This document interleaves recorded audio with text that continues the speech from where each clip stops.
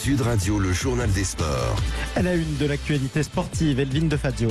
Bonne nouvelle, Antoine Dupont est de retour. Le capitaine des Bleus rejoint ses coéquipiers samedi à Aix-en-Provence. On en reparlera avec Philippe Sanguero, consultant Sud Radio. La Ligue 1 avec le PSG tenu en échec à Clermont et l'AS Monaco qui remporte le choc face à l'OM. Et puis du MMA, Cédric Doumbé a répondu présent pour ses débuts en PFL. Les fromages Matok, l'affineur des Pyrénées au cœur de la mêlée, présente Sud Radio, le journal de la Coupe du Monde. C'était il y a 10 jours, tout pile, Antoine Dupont, victime d'une fracture maxillo-zygomatique. Aujourd'hui, il est de retour. Le capitaine des Bleus a rejoint ses coéquipiers ce samedi à Aix-en-Provence. Oui, bonne nouvelle. Les derniers tests médicaux effectués par Antoine Dupont se sont révélés rassurants. Le demi de mêlée star des Bleus a reçu l'autorisation de reprendre une activité physique progressive dirigée, comme l'a annoncé le 15 de France dans un communiqué. Pour rappel, le natif des Hautes-Pyrénées avait été opéré il y a 10 jours suite à une fracture au niveau de la mâchoire. Ouais, exactement, il y a 9 jours. 10 jours, c'était la blessure. On en parle justement de ce retour avec notre consultant Sud Radio, Philippe Sanguero. Salut Philippe. Bonjour Jean-Marie, bonjour à tous. Et bienvenue sur Sud Radio. Qui aurait pensé il y a 10 jours qu'il serait déjà de retour à l'entraînement ? Pas grand monde, puisque suite à cette blessure, on a pu interroger tous les spécialistes qui ont expliqué que normalement avec cette blessure, il y avait à minima 4 semaines de protocole de reprise avant de pouvoir espérer rejouer. Mais voilà, il y a deux choses. Peut-être qu'Antoine Dupont est pas tout à fait du même bois que les autres. Et puis, il y a aussi le fait que cette fracture, elle était un emplacement quand même qui permettait d'être un peu plus optimiste sur une date de reprise. Et donc, on est très heureux qu'il revienne à l'entraînement. Et puis surtout, je pense que c'est important pour le 15 de France qu'on arrête de parasiter la préparation de ce dernier match de poule important avec en cristallisant tout le débat autour d'Antoine Dupont. Exactement. Alors on va en reparler de ce dernier match de poule. Il est très important parce que la France risque encore en théorie une élimination contre l'Italie. Avant ça, c'est important de le rappeler aussi. Tout le monde se demande si c'est dangereux ou pas qu'ils reprennent l'entraînement si vite. À la base de tout ça, il y a un avis médical, Philippe. Bien sûr, il y a un avis médical. Vous savez, au rugby, il y a des sujets d'assurance et les joueurs sont aptes à reprendre à partir du moment où le corps médical a donné son accord. Vu la pression et la médiatisation qu'il y a autour de ce sujet-là, je pense que le corps médical et le chirurgien qui a opéré Antoine Dupont n'auraient pris aucun risque en donnant le feu vert pour une date de reprise si il n'était pas sûr du coup.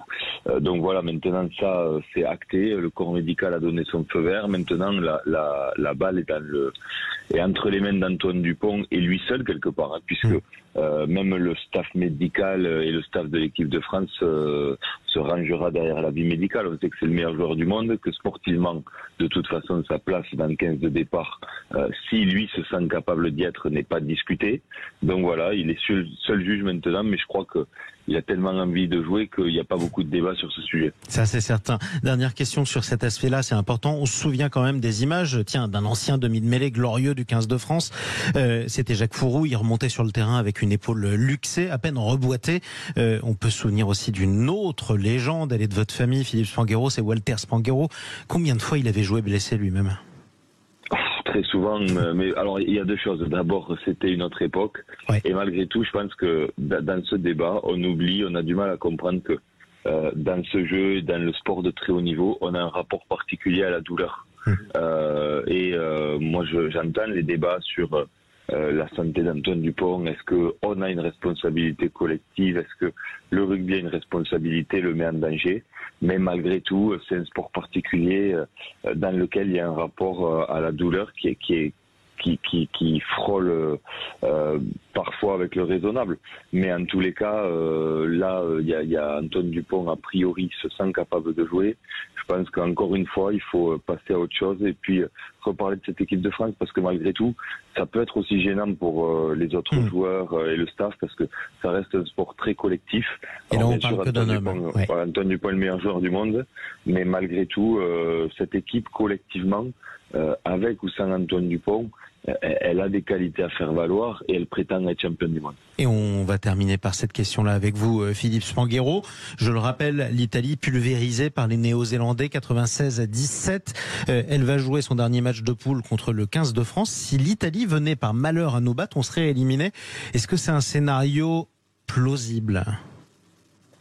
Alors, j'étais un peu inquiet par le scénario de ce match avant de voir le match contre les Blacks. Je trouvais que les Italiens montaient en puissance et que c'était le match piège par excellence parce que on était tellement focalisé sur les quarts de finale depuis ce match entre nos adversaires potentiels, les Sud-Africains et les Irlandais, que c'était le match piège par excellence. Mais j'ai été vraiment très surpris du niveau de l'Italie contre les All Blacks pour un match aussi important qu'ils avaient aussi bien préparé.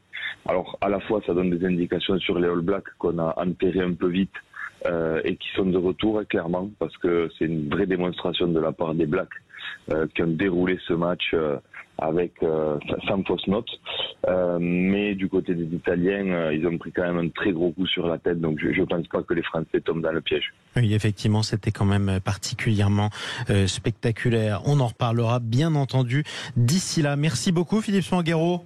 Ben, merci à vous. Et bonne journée. Bon mondial sur Sud Radio, la radio de la Coupe du Monde de rugby. Je rappelle que vous êtes consultant Sud Radio. Justement, tiens, un mot sur les matchs qui se sont déroulés hier soir, Elvin. C'était à vivre également sur Sud Radio. Ouais, l'Écosse s'est très logiquement imposée 84-0 face à la Roumanie malgré un large turnover, plus de 12 essais inscrits.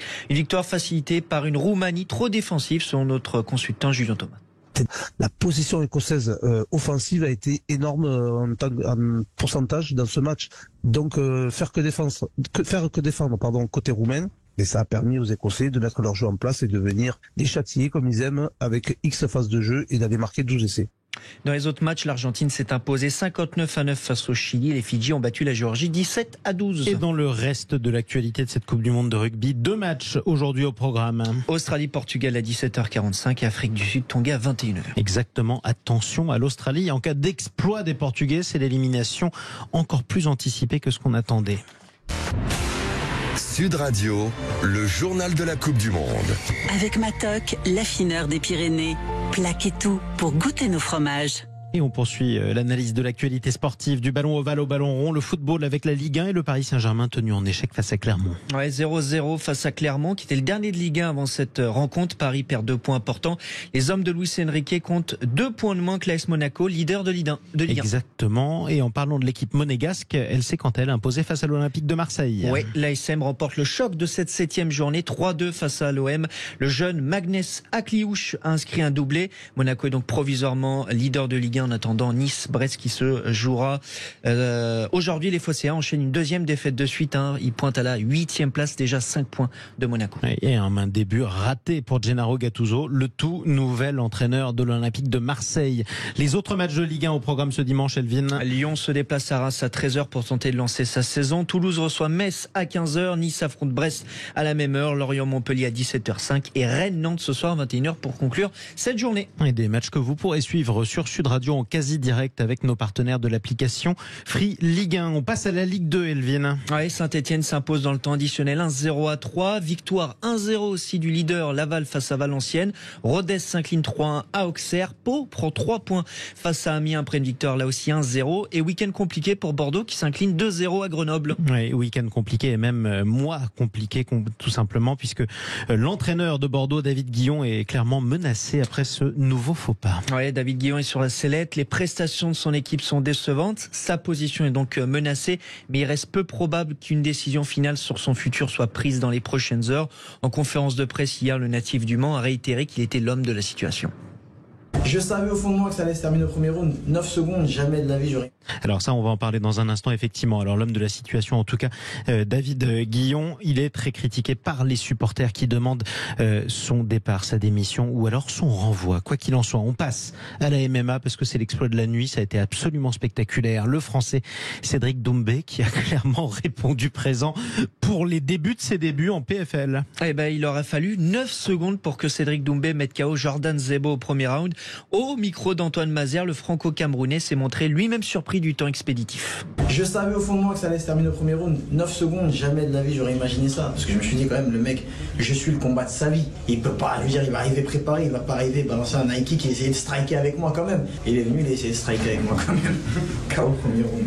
À noter que le combat s'est déroulé sous les yeux de plusieurs joueurs du PSG, dont Kylian Mbappé, qui semblait halluciné par cette performance. Absolument, il y avait aussi le Marocain Achraf Hakimi, un KO au bout de 9 secondes.